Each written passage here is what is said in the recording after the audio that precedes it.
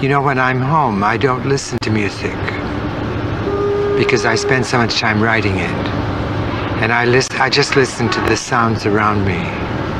Like I'm listening to these sounds too now, even though we're talking. But when there's one of these festivals, I go, as you may have noticed, I go religiously to every single concert. It's my one opportunity to hear music. And for the most part, I enjoy everything. Last night I was, I didn't really enjoy the Branca piece. It wasn't because it was so loud, because I can put up with the loudness. But I felt negatively about what seemed to me to be the political implications. I wouldn't want to live in a society like that, in which someone would be requiring other people to do such an intense thing together. I've been thinking more about it today, but I really didn't like the experience. But as I think about it, I become more open to it. Not that I would embrace it, but at least I wouldn't forbid it.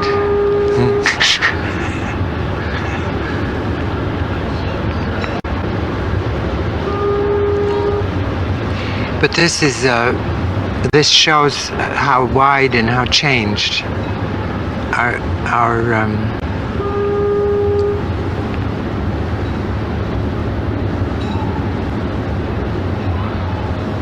notion of composition is.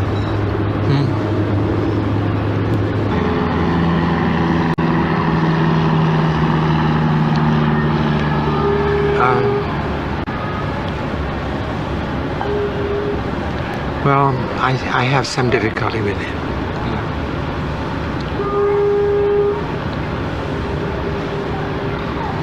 The Branca is an example of sheer determination of one person to be followed by the others. Even if you couldn't hear, you could see the situation. That is not a shepherd taking care of the sheep, but of a leader insisting that the people agree with him, giving them no freedom whatsoever. The only breath of fresh air that comes is when the technology collapses. The amplifier broke. That was the one moment of freedom from the intention. But the moment that it was reinstated, the intention resumed. But what is the difference? I mean, you also have always determined the goals. Even if you said it's going to be a non-goal for me, then it's also a determination that you have thought before you wrote the piece. That you defined your non-goal as goal also. No, that's a misuse of the language. If you say that a non-goal is a goal, then you're using the language to defeat the language, to defeat the mind. If I can't say non-goal and mean non-goal, instead of meaning goal again, then the language is of no use. I have a different attitude toward life than he is expressing. It's not the same.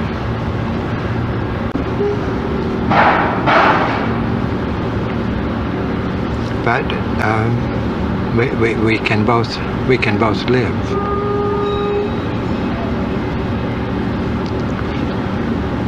I don't think, though, that that the image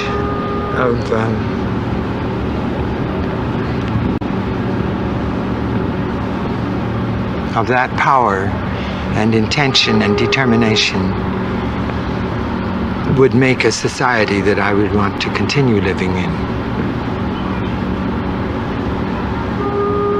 But you like it, so I would like to hear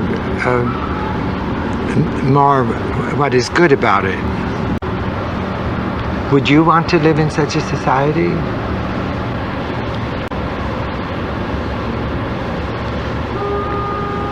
I can't imagine wanting to live in such a society. It reminded, if say it was good intentions that he was expressing with vehemence and power, it would be like one of these strange religious organizations that we hear about, wouldn't it? It would resemble that. Or if it was something political, it would resemble fascism. In neither case would I want to be part of it. I much prefer the thinking of Thoreau, of anarchy, of freedom from such intention. That's how I feel. And I don't think by any means, any conceivable means, that Branca is a step in front of anything. He may be popular at the moment, but popularity is nothing. Because what is popular now is not popular tomorrow. All of those things change. Nothing is more fickle than popularity. But it will never become popular music, this music. It won't, but I thought in the program it says it is popular, that he's a star and very successful. Didn't you just say that? He's less successful than you are. I don't know what that means. I don't know how successful I am.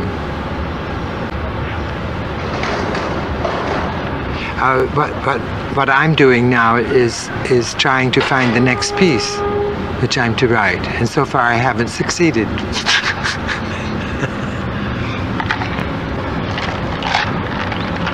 The music which he played last night was not written. Yes. No one was reading anything. Yes, they had stands, music stands with music. I didn't see it. Yeah, everybody had a stand. It is written music. Really? Yes. I didn't see any music. Really? I must ask some other people. I must say I didn't see it.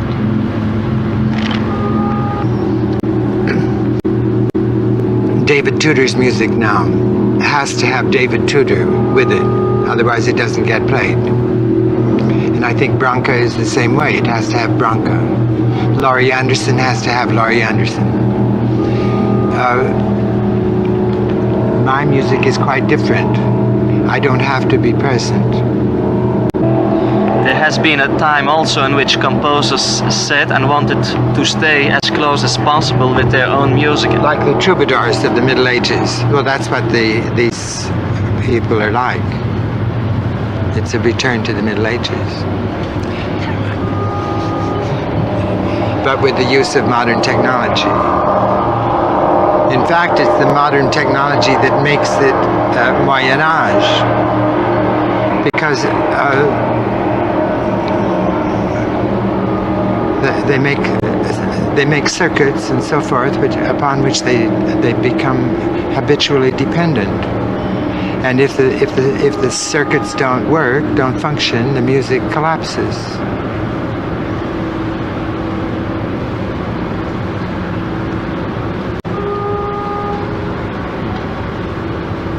It's very different from writing a music which can be used by a stranger, someone you don't know.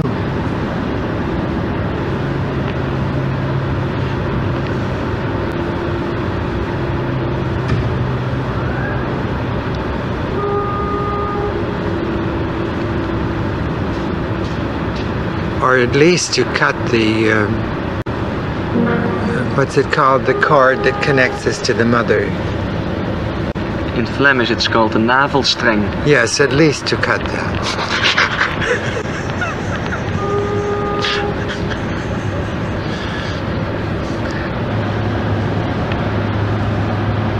There was a beautiful remark by Margaret Mead. Do you know her name? Yes.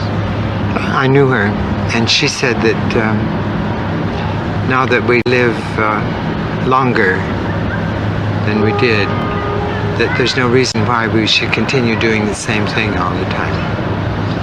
That we could change more than we thought was proper before. I always try to find something new. The idea of newness is... It interests me, yes. And if you want to say then that always wanting something new is the same thing all the time, then again you're not using the language properly. You were one step before me now. But weren't you going to go there? I won't tell you. At least you opened the door toward that idea. I wouldn't mind becoming open to them.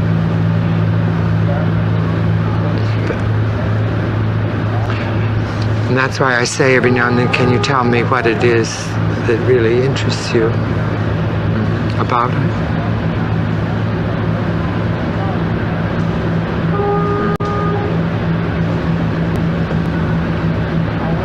It has to do with non-communication. Just being? You mean being one thing, making one sound, and not saying anything? But why the insistence? It's like a scream. Is it in opposition to the environment? Is it a scream about something, or no? No, I don't think so. It's just a scream. Yeah.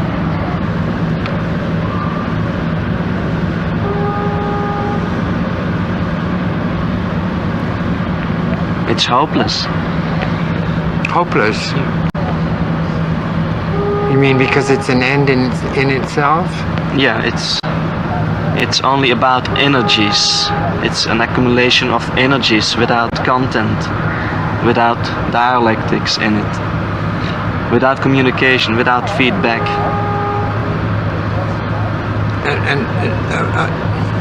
It's very libidinal. What does that mean? Oh, Libido. Full of desire? Yeah. Well, then it is dialectic, because desire is for something other than itself. Is it erotic? I say yes. But not with regard to anything loved, just with regard to itself? Probably. Then it's purely narcissistic. Yes. Then of what use is it? It's probably useless. Why? Then how can you like it if it's useless? Or how can you use it if it's useless?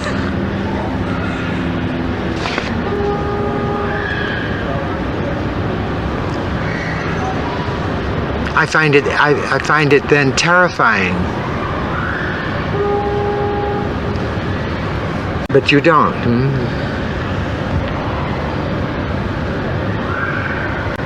My knees were weak last night after that experience. I had trouble standing at the same time that I didn't want to sit down.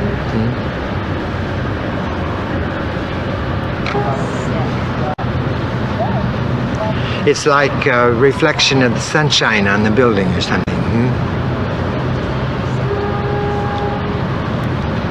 Well, I mean, when the sun is very bright and hits your eye by hitting a building in a particular angle, and you see a bright light coming to your eye, something like that.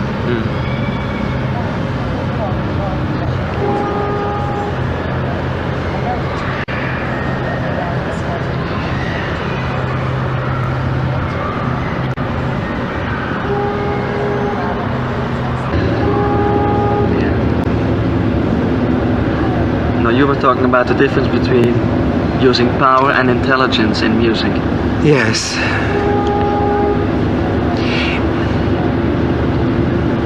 And the relation to the 21st century. Yes. If we follow the example of Branca, I doubt whether we would have such a century, because no intelligence is suggested, only power and energy.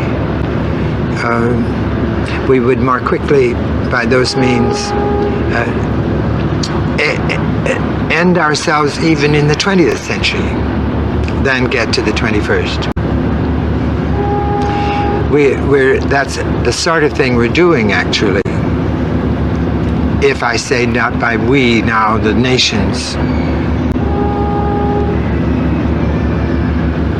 I think we need a calmer use of our faculties.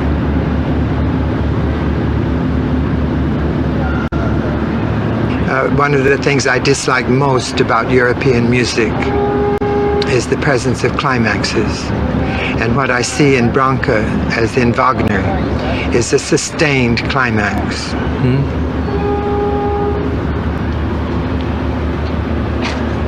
It also suggests that what is not it is not climactic. One of the principal statements that for me in Zen Buddhism is Nichi Nichi Kareko Nichi. Every day is a beautiful day.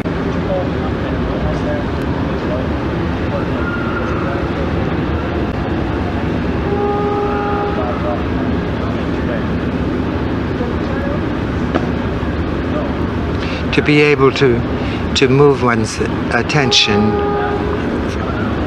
and from one point to another without feeling that one had left something important behind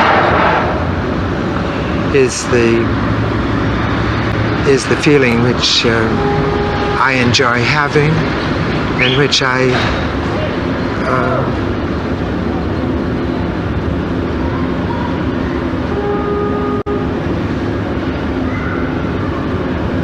hope to give to others.